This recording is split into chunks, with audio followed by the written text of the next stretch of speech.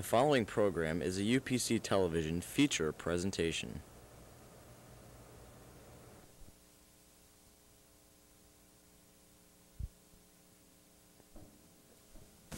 Good morning. My name is Sean Roos. And I'm Fred Miller. And this is the UPC Morning Report.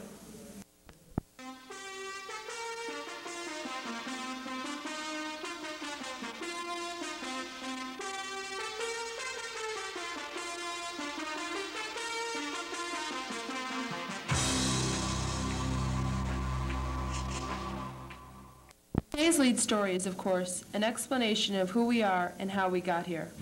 UPC TV stands for Upper Pinellas County Television. 3 high schools in the Pinellas County were selected to be centers or magnet schools. Countryside is a designated North County center.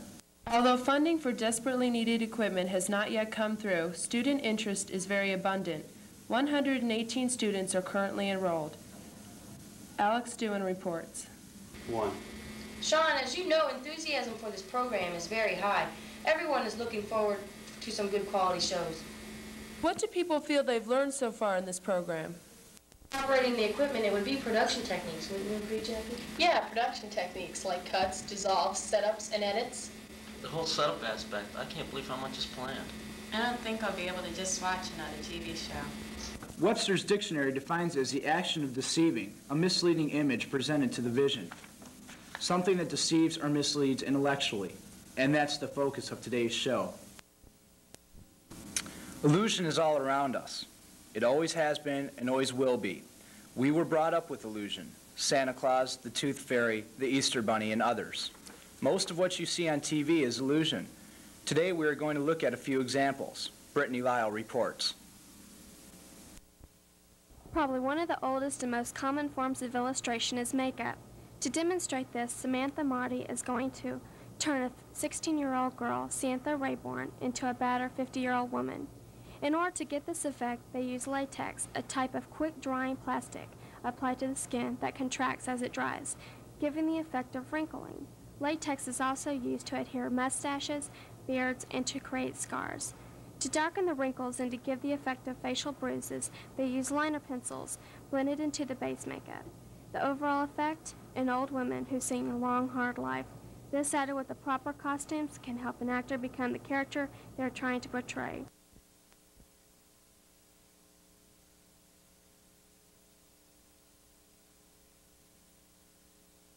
And here she is, from 16 to a battered 50-year-old woman.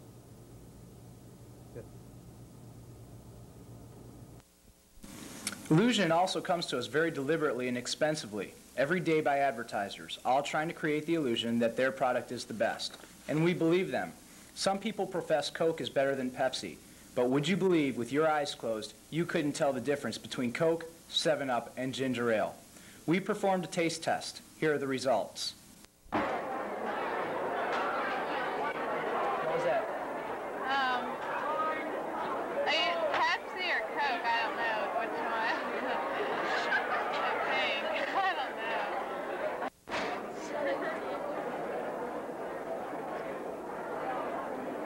Ginger ale.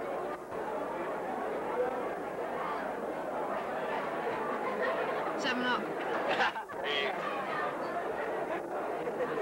7-Up. All right, remove the blindfold.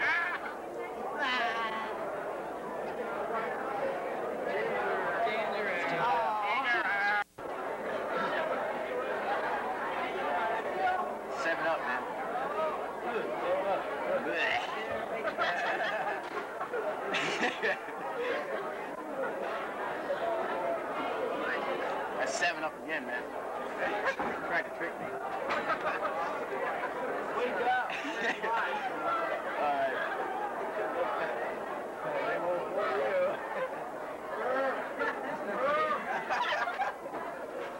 I think that's 7-Up again.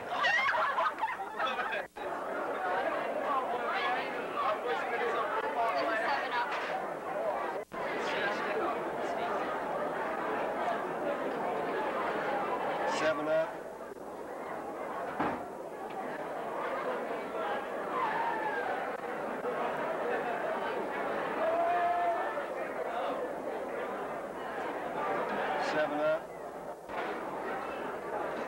$7. No, wait. Hold on.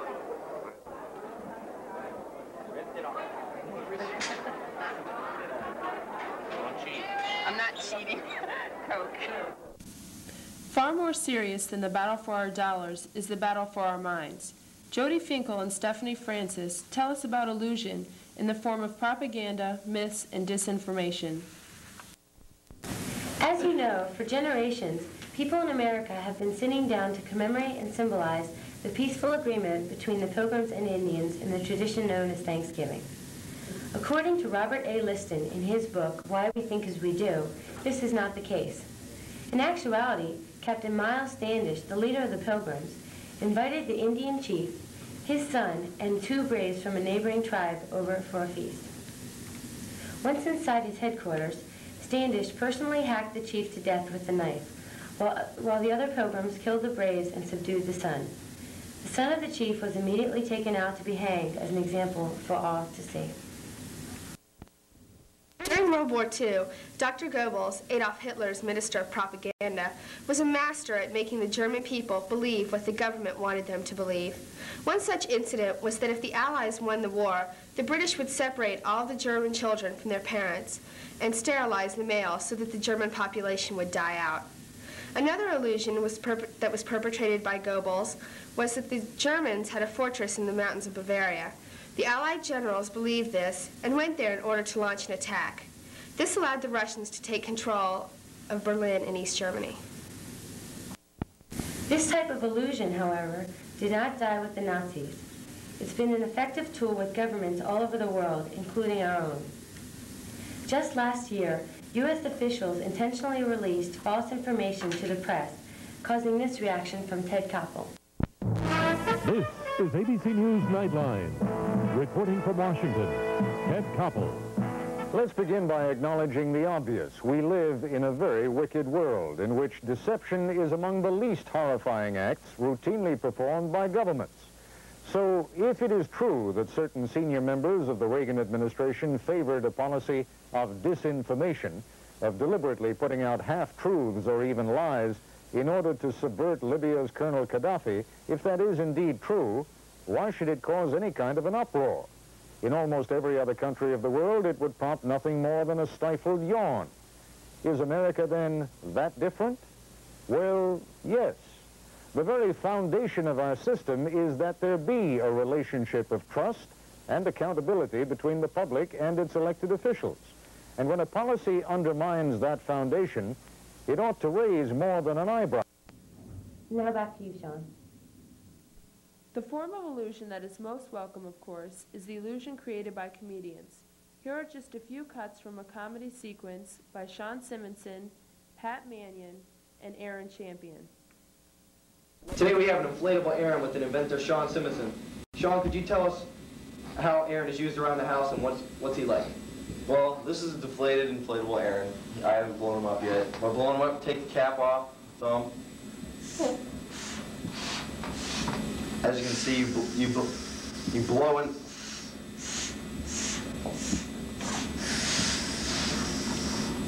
It looks like there's a hole in there. Well, there's a small hole in this one. This is like my first product that's ever had a hole in it, believe it or not. I can't believe I brought this one with me. They're really quality made. They're made out of old tires and erasers. And that's how Erasers? Erasers, yeah. Erasers make the pink ears. Well, what's it like around the house? What's it used for on the kids? Well, it can watch the kids and...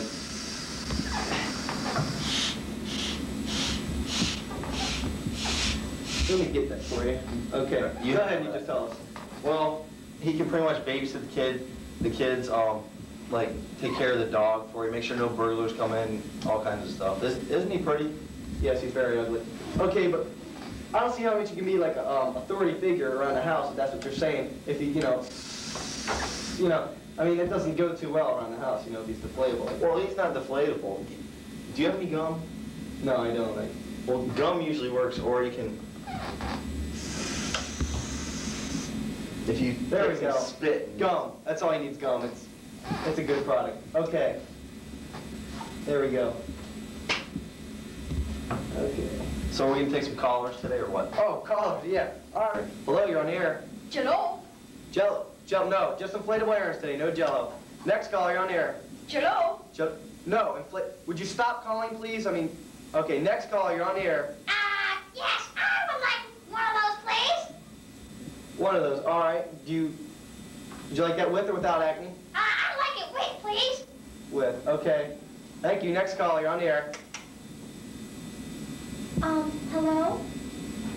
Hello? Is this, Home Shopping Channel? Yes, it is. I was wondering if maybe, you could make those to, look like someone in particular? Look like someone in particular? Like who, ma'am? Well, I was thinking maybe like you, Dad. Well, We don't make them that ugly. Oh. There's one of our... they only come with this size of a product, ma'am. They don't have them as large as me. Well, never mind then. Thank you. Thank you. Next caller, you're on the air. Hello? Wrong number. Next caller. Hello? Hello? Yes, I'd like 2 of those, please. Of what? Those inflatable air Oh, inflatable. All right, we got you. Next caller, you're on the air. Hello? Hello? It's me again. How you doing? Okay, I was, wondering if, I could have your phone number, please.